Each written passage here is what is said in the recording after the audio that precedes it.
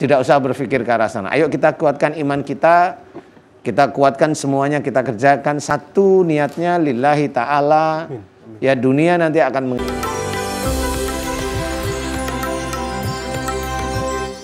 Bismillahirrahmanirrahim. Assalamualaikum warahmatullahi wabarakatuh. Pemirsa setia Siraman Kolbu dimanapun berada yang sedang menyaksikan acara ini, bagaimana kabarnya? Insya Allah mudah-mudahan semuanya dalam keadaan sehat walafiat ya. Amin. Alhamdulillah senang sekali saya Bobi Maulana beserta guru kita semua Pak Ustadz Danu bisa menemani pemirsa semua.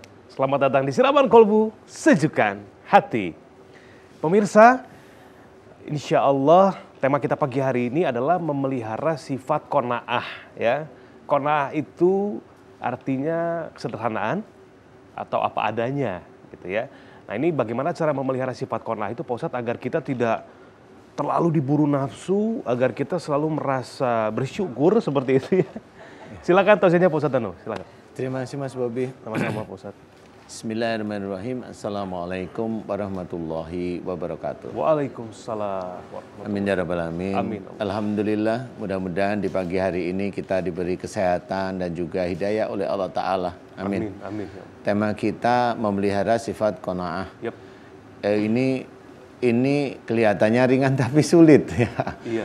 Lapang dada itu sulit ya. Jadi kalau kita berlapang dada itu kalau pas hati kita seneng, uang kita banyak, rezeki berlimpah, pekerjaan tidak seret, itu kena. Tapi kalau waktu pandemi ini, aduh, banyak orang yang keluh kesah. Ya, lapang dada ini sebenarnya khususnya dalam hal mendapatkan ujian demi ujian dari Allah Ta'ala.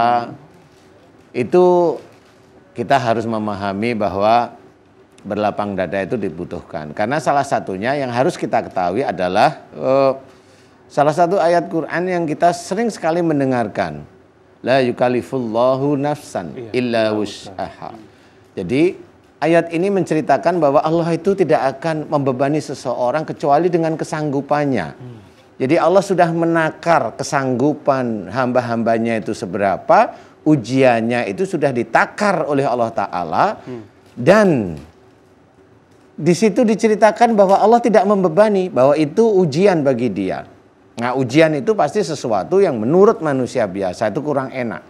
Padahal ujian ini adalah diberikan oleh Allah Ta'ala kepada kita manusia itu untuk menguji. Kalau kita itu lulus di ujian itu insya Allah nanti Allah akan mempersiapkan rezeki berikutnya yang berhubungan dengan ujian tersebut. Nah cuma kadang-kadang kita tidak tahu. Kalau kita mendapatkan ujian, umpamanya kita melakukan atau melamar pekerjaan atau bekerja, kemudian ada kegagalan-kegagalan, itu udah menggerutu. Kalau sekali, dua kali, tiga kali masih enggak lah. Tetapi kalau udah banyak kali menggerutu. Nah ini sifat qanaah ini tidak mampu kita lakukan. Tetapi tidak usah berputus asa. Allah sudah mempersiapkan. Apapun bentuknya, ujian dari suami yang jengkelin, ujian dari istri yang grogotin, ujian dari anak yang ngeyel. Ini ujian, bagaimana kita menerima kemudian kita membimbing. Jadi intinya adalah jangan putus asa. Ya. Nah, ujian demi ujian inilah yang nanti akan menjadikan hasilnya. Allah akan menata sebenarnya. Kita diuji, susah sekali mendapatkan pekerjaan, susah sekali ini, jangan mengeluh. Tetap bersyukur bahwa ujian ini harus kita lalui dengan sabar. Ujian ini kita lalui dengan sabar. Bersyukur aja terus-menerus pada Allah Ta'ala. Bertasbih, boleh silahkan. Tetap memuji Allah, tetap memuji Allah Ta'ala. Nah, kalau Allah melihat kita itu cukup di dalam mensyukuri ujian demi ujian inilah, nanti Allah mempersiapkan rezeki kita yang untuk berikutnya. Nah, di sini kita biasanya tidak paham bahwa ujian kemudian berlapang dada dalam menerima, itu insya Allah berhubungan dengan masa depan kita. Insya Allah seperti itu. Mudah-mudahan ini bisa dimengerti, karena apa? Kebanyakan orang itu kalau diberi ujian, merasa tidak nyaman, itu ngeluh. Nah, ngeluh ini kita tidak lulus. Kalau ada orang diberi ujian atau tidak diberi ujian, dia enak hidupnya, itu bisa aja istijrot. Tidak usah berpikir ke arah sana. Ayo kita kuatkan iman kita kuatkan semuanya, kita kerjakan satu niatnya lillahi ta'ala. Ya dunia nanti akan mengikuti. Kita ikutin aja cara-cara Allah. Nah mudah-mudahan itu bisa menjadikan kita digolongkan sebagai hamba Allah yang qanaah, Amin. Nah, sehingga kita bisa apa yang kita lakukan di dunia sebenarnya itu nanti di akhirat akan kita jumpai, yaitu amal-amal soleh, lulus demi lulus, iman tidak rusak karena gerutu kita pada Allah Ta'ala. Mudah-mudahan kebahagiaan dunia dan akhirat insya Allah kita peroleh. Amin. Ya Rabbal Alamin. Allahu a'lam. Wallahu a'lam.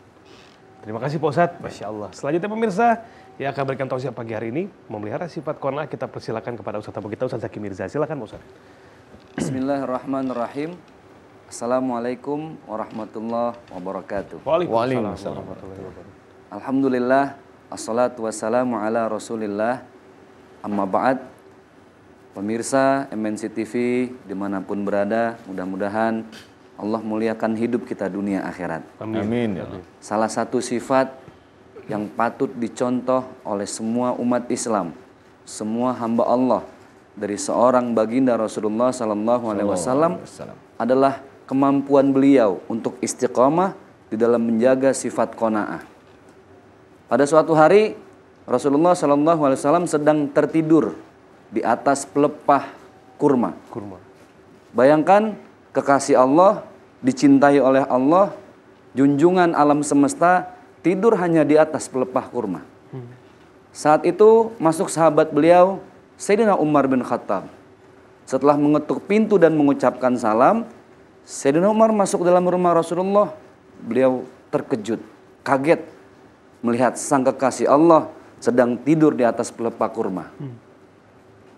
Ketika Umar masuk, Rasulullah terbangun dan Sayyidina Umar melihat ada bekas pelepah kurma di pundaknya. Saat itulah Sayyidina Umar meneteskan air matanya.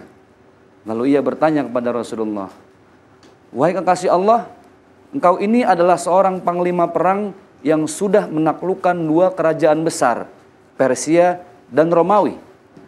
Kenapa engkau tidak meminta kepada Allah? Angkat kedua tanganmu, wahai kekasih Allah. Mintalah untuk engkau tinggal di istana, tidur di atas singgasana." Lalu Rasulullah SAW beliau menjawab, kita di dunia hanya sementara saja. Ibarat orang, manusia yang sedang melakukan perjalanan panjang, istirahat sejenak di bawah pohon kurma. Seperti itulah kita di dunia, sebentar, tidak ada yang lama. Rumah kita yang paling abadi adalah kuburan kita masing-masing. Permadani kita yang paling indah adalah tanah yang kita terbaring di atasnya. Dan subhanallah, pakaian terindah untuk setiap kita adalah kain kafan kita masing-masing. Itulah betapa Rasulullah SAW tidak pernah berlebihan dalam hidupnya. Selalu merasa cukup. Karena kalimat cukup yang paling dahsyat itu adalah ketika di hati cukup ada Allah. Tidak ada yang lain. La haula wa la quwata illa billahil aliyil azim. Ketika ada rezeki, ingat Allah. Ketika ditimpa musibah, ingat Allah. Dirundung masalah yang tidak pernah selesai pun, ingat hanya kepada Allah Subhanahu wa ta'ala. Hasbunallah wa ni'mal wakil, ni'mal maula, wa ni'man nasir. Itulah rasa qanaah yang paling dahsyat yang dicontohkan langsung oleh baginda Rasulullah sallallahu alaihi wasallam. Cukup Allah di dalam hati kita.